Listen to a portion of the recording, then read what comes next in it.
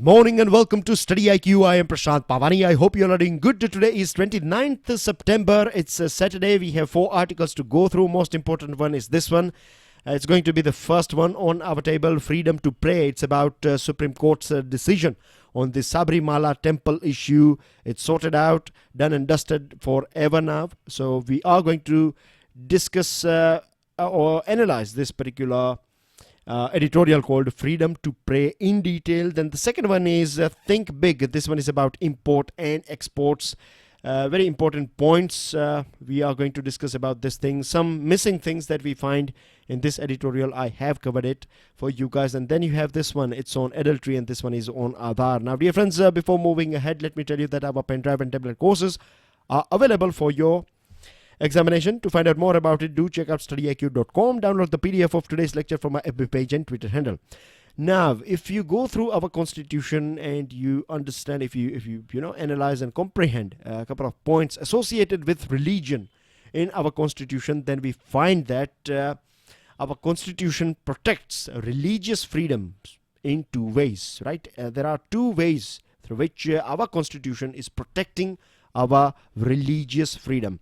The first one and most important point is individual freedom, individual liberty as far as religion is concerned. So you can pick and choose any religion you like. No one can force religion on you. If you want to stay atheist, then as well this thing is allowed in our constitution. So in a nutshell, I can say that our constitution is very liberal when it comes to or I would rather say liberal. When I say liberal, I'm not saying it negatively. I'm saying it's very appropriate, as well as very, you can say, very up to date as far as this individual liberty is concerned. If you are, say for example, if your family is naturally, if you are born in a Hindu family and if you want to embrace Islam, then you are allowed to do this thing. If you are born in a Muslim family and if you want to embrace Christianity or Hinduism or any other religion, then this thing is allowed in our country as per our constitution. So this is the beauty of our constitution. At this, on the other hand, right, if you want to get rid of religion from your life, if you don't want religion at all, if this is your choice, then this is something that is allowed as well. There was a case of school, if you are aware about this thing, there was a school in our country.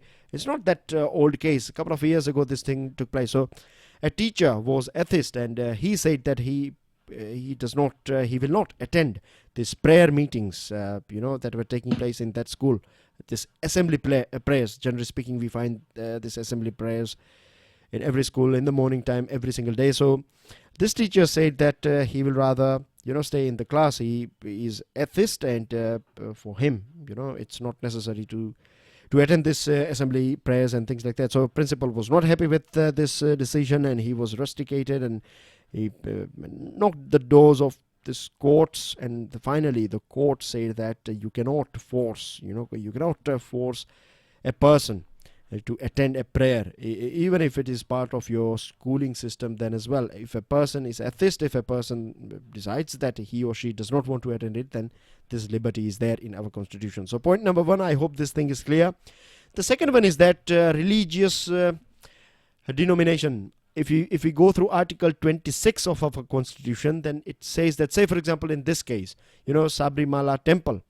So this temple and people associated with this temple, the management of this temple, or as a matter of fact any other religion and all those different temples or mosques or churches and their management, they will take decision regarding affairs of this particular temple or church or religious institution, right? They have this freedom that they will decide what is right and what is wrong, and what is required and what is not required, etc. Things associated with their religion. So these are the 2 things here.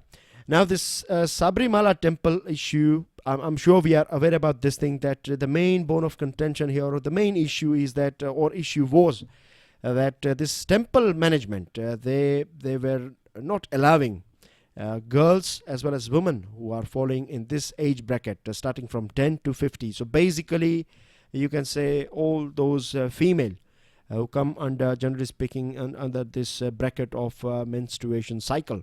So they were not allowed to enter this temple. So there were few women out there, right, and they were not happy with this thing, so they filed this case, and finally Supreme Court has delivered its verdict. It has rejected this stand of this Sabrimala Temple Authority, or this management, that not allowing or barring women. So this is something that has been rejected. So now a woman can enter, ladies will be allowed in Sabrimala Temple. Now if we go through the whole case here, we find that there is a conflict between point number 1 and point number 2 here, isn't it? On one side we find that individual freedom is allowed. On the other side we also find that religious organizations, right, they are allowed to manage their own affairs. State in the sense the government cannot interfere with their terms and conditions or whatever things that they think is right and wrong for that particular religion. And I believe that it is creating a little bit of confusion here, isn't it? Because I told you about individual freedom, and on the other side we have this thing, and now in this Sabrimala case Supreme Court is saying that women should be allowed. So Supreme Court has basically rejected this TNCs and do's and don'ts that were defined by this Sabrimala Temple Authority. Now the thing is, we have to understand here that this 4:1 majority of the verdict that was delivered by Supreme Court has said that exclusionary practice violates the rights of a woman, and this is the most important point here. There are a few other points as well. Like, say for example, if we go through Article 25 or sub-article 1 of our Constitution, then it clearly says that right to worship, right, is equal for men and women. Our Constitution is not saying that men are allowed or men should be allowed and women should not be allowed when it comes to religion, when it comes to other things, right? As far as equality is concerned, you cannot discriminate one gender with other gender, right?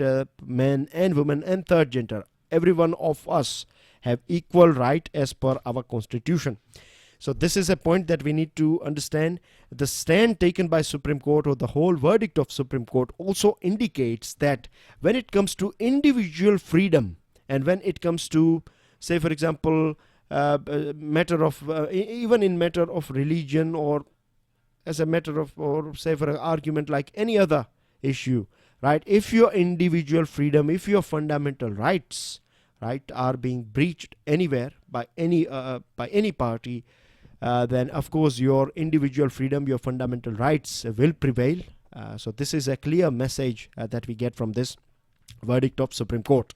Now this defense, that is this people associated with this temple, they were arguing that strict celibate or celibacy has always been nature of the deity, and they also said that Sabrimala devotee have constitutionally protected denominational right under this Article 26. So there is it would be not fair if Supreme Court or government is stepping into this domain of this dominational rights.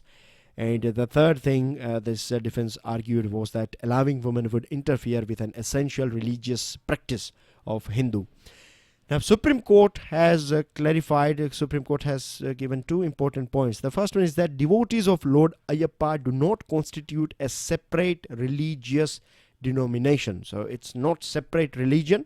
And the second thing is that there is nothing in Hindu religion that is, that tells us that a prohibition of women is important aspect of Hindu religion. So these are the two, you can say, two stand or two viewpoint coming from Supreme Court, and then we have viewpoint from other judges as well. And if we go through this viewpoint, then we realize that yes, the decision that was delivered by the Supreme Court bench is on surface level it looks like it's in favor of women. Of course, indeed it is in favor of this women lot of our country, but at the same time, it is also favoring our, or it is protecting our fundamental rights as well.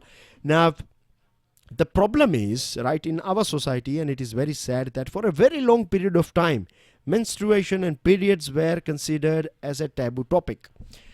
Now we know that we have gone through this film called Padman, and there are so many male celebrities out there. There are so many people out there, not only celebrities, right, commoners as well. They are coming out and they are, they are talking about menstruation, they are talking about sanitary pads. So it's not a taboo topic anymore, and in fact it's not a taboo it's difficult to speak both a taboo and topic in one sentence. Anyways, so this particular thing is not a taboo topic. It is in fact a thing that is associated with our, you can say, medical world. It is something that is associated with our hygiene world, right? So not allowing access for this medical facilities as far as menstruation is concerned, not allowing this sanitary as well as hygiene facility is somewhere not looking after. It's basically, you can say, it's not lack of understanding about human biology, as well as lack of you can say care about women. Now, Chief Justice Deepak Mishra has said that if you are segregating women based on this biological characteristic of a lady or a woman, then this is something that is not acceptable, and this is unconstitutional as well. I hope things are clear to you, right? Something that is very natural, something that is very healthy, is considered as taboo, and if you are segregating women of our country on this thing, then this is unconstitutional, has been said by CJI. Point number 1. The other thing is devotion cannot be subjected to the stereotypes of gender. This is a very important statement coming from CJI, that you cannot segregate, you cannot give benefits, and you cannot take away benefits from one. You can give, means giving benefit to males and taking away benefits from females. This sort of stereotypes based on gender is not allowed. Justice D.Y. Chandrachud has said that if you are basically, this traditional notion of impurity that is associated with this menstruation, and if you are asking women to stay in the garden, not enter the household, and staying away from kitchen, and so many other things. Now, I'll just give you a couple of points here. What happens in nuclear family, right? People living in city area, and the way socio-economic changes in which we are going through, and it's going on and on. This sort of things means we are getting rid of these things. This sort of belief or stereotypes that when someone is in period, they have to stay away from people. We fly in airlines, you have air hostess there. We have restaurants where you have a chef who are ladies. Then you have so many places, right? Nowadays in our work life, when we step out of our house, we have ladies working in different fields. So if we are still, just imagine if people are still thinking that you cannot touch them, and you need to keep a distance and things like that when they are in period. So it's not going to work, right? So this is a thing that we need to understand. The other thing is, as we have discussed, that it is a proper healthy thing. There is nothing wrong with it. The other thing is, Justice Nariman has said that fundamental right of women to practice religion is one of the most important thing, right? You cannot take away that fundamental right. And Supreme Court has also dismissed this argument that there are a few people or groups out there, they are saying that Supreme Court is interfering with this domain, like Supreme Court should not be interfering with this thing. But it's not with religion that Supreme Court is interfering, right? Supreme Court is there to defend our constitution as well as our fundamental rights. And what Supreme Court has done in this case is basically it has protected fundamental rights of a woman in our country. A question that I would like to ask you guys about, or I will just leave this food for thought for you guys, right? Why all the time men's celibacy, or this brahmacharya that we talk about, or that is much celebrated in our society, why is that if a man decides to remain celibate, why that man is, generally we observe this thing that he will become anti-woman, that a woman should not enter this place. And generally speaking, in religion we find this thing that if a Baba or a Shir, he decides that he will stick with celibacy, then why he becomes anti-woman? This is a thing, right? This is not fair on women, because it's your choice to go or walk on the path of celibacy. Then what can women do about it, right? And if you want to stay celibate, this is your choice. Then you cannot take away choice from other people. This is a thing that we have to. This is my personal view. But I would like you guys to think about this thing, right? Why burden of a man's celibacy is always laid on a woman. And the decision reaffirms the Constitution's transformative character and derives strength from centrality it accords to fundamental rights. And here I have a picture for you guys. As you can see here, it's not just one temple in our country. You find big temples, famous temples in different parts of our country. You can of course download the PDF of this lecture and then you can go through it. We have many shrines as well, Haji Ali Dargah, and there are so many other shrines where we have seen this sort of no entry or restrictions. A second item that we have, it's about think big. It's about import and export. It's more about this import. Now recently, government took this decision that it is going to, go through the list of non-essential items, and as required or if necessary, this non-essential items will be, this customs duty will be applied or levied on this non-essential items. Now finally, government has decided, or government has got this 19 items on its list on which custom duties will be applied. So basically making it expensive, so less items are imported. When things becomes dearer or expensive, people will not be that much inclined to purchase that item. So the central government's main objective here is to narrow the current account deficit. So how current account deficit works? Very simple, right? In layman's language, if I tell you that, then just imagine today's your yesterday, right? Yesterday is your sales and purchase, for example, or things that you sold and things that you bought. So just to say for argument that you sold items worth 100 rupees and you bought items worth 110 rupees. So here what happens is that money is going out, 110 rupee went out and 100 rupee came in. Because you spend more money than what you have sold, so you will be minus 10 rupees by the end of the day. So this is something that goes with current account as well. So importing more, exporting less, you will find this minus balance. That's what we call deficit.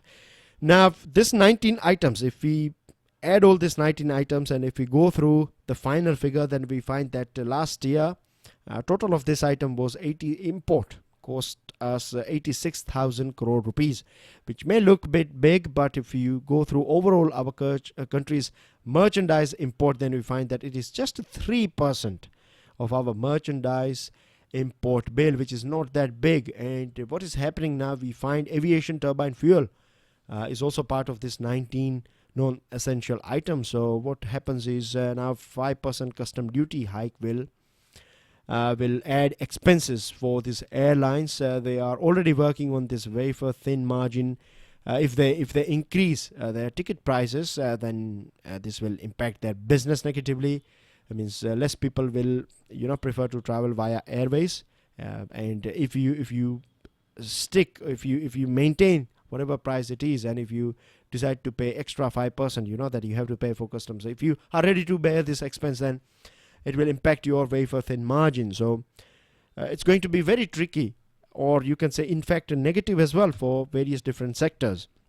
Now back in July 2018, this point was not there in this editorial, but I would like to talk about this thing as well, because I believe this is one of the most important thing that has been missed here, that in July 2018, Government of India decided to set up a task force to reduce imports. Sounds good, isn't it, to reduce import? But this is not, you can say, a very wise decision, because import is not everything. Things that we import are not always things that we consume. There are so many items that we import and we add on.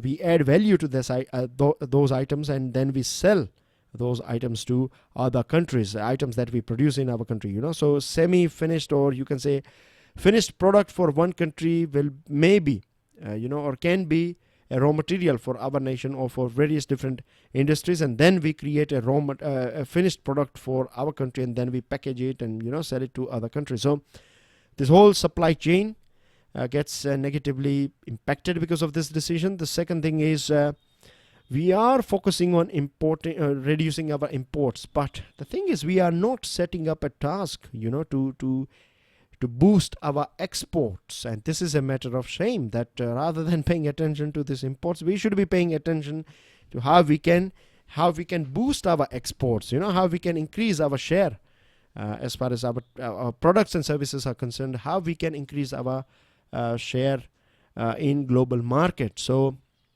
this is a thing, and just today, or when I say today, I mean to say just yesterday, government took a decision on this thing, but for a very long period of time it was more this side of reducing imports rather than boosting export.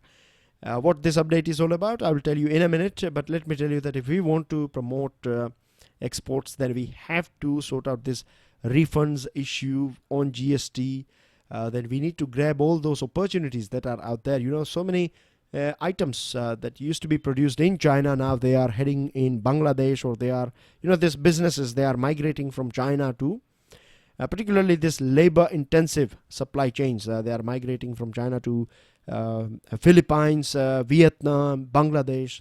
So opportunities are out there. If we can grab these opportunities, then we can boost our exports. Then we don't have to work on come out with this sort of ideas of applying customs duty or extra duties on imports. And the irony is that you see here that we have huge amount of coal reserves, but then as well we are importing coal in a big number. And one of the reasons is that we have not worked on this background, this basic thing like investment, lack of technology in coal sector, and decision making process are a bit lethargic, and all these things are impacting us, and then we have to import coal. So it's a thing. Now add on, right, one thing that I would like to add here, I found this particular news item in a financial paper, Economic Times to be precise. So in Economic Times, I was going through for some financial news for you guys, and I came across this thing, and it's totally related with this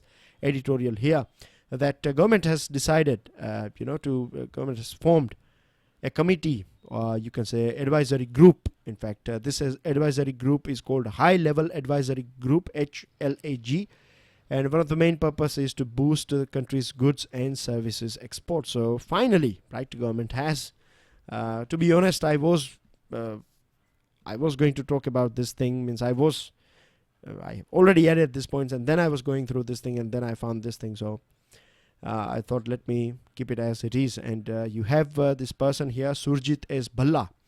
He is going to chair this HLAG, and we have members like S. Jayasankar, who was our former foreign secretary, and other reputed people are going to be part of this HLAG. So moving on to another item, that's everything regarding Think Big. Now we have this dumping and archaic law. Of course, yesterday we talked about scenario 1 and scenario 2, and we know that how this thing was unfair. Now Supreme Court has clarified that you cannot see, it's a private matter, and the most important point here that we find is that it is an individual's choice. It is a personal choice that a person has to make. When we talk about right to privacy, right, right to privacy is a fundamental right, or privacy is a fundamental right, and if you want to enjoy your privacy, then it is very important that you have this autonomy, you have this independence of making personal choices. If you don't have independence of making personal choices, then you don't have privacy as well. So this is one of the most important point that I find in this article here. Apart from that, we have talked about everything that is associated with this particular case, and if you'll go through this article, then you'll find it very easy. You'll find that all the things were discussed yesterday, because it was part of yesterday's this editorial page as well.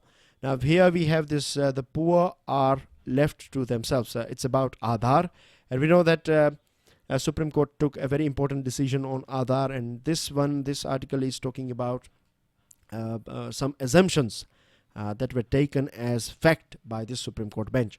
So last year, precisely a year ago, Santoshi Kumar was a small girl aged 11, and she passed away because she was hungry. Her family was not able to get this this ration that we get under this National Food Security Act, because because they were not able to, her family was not able to prove, or they failed in linking their Aadhaar card with their this ration card. So her family was denied, and finally she passed away. Now the thing is, UIDAI has submitted this error report, or this facts, that as far as this IRIS is concerned, 8.54% failure percentage is there of IRIS. When we talk about finger or authentication failure because of fingerprints, then it is 6%.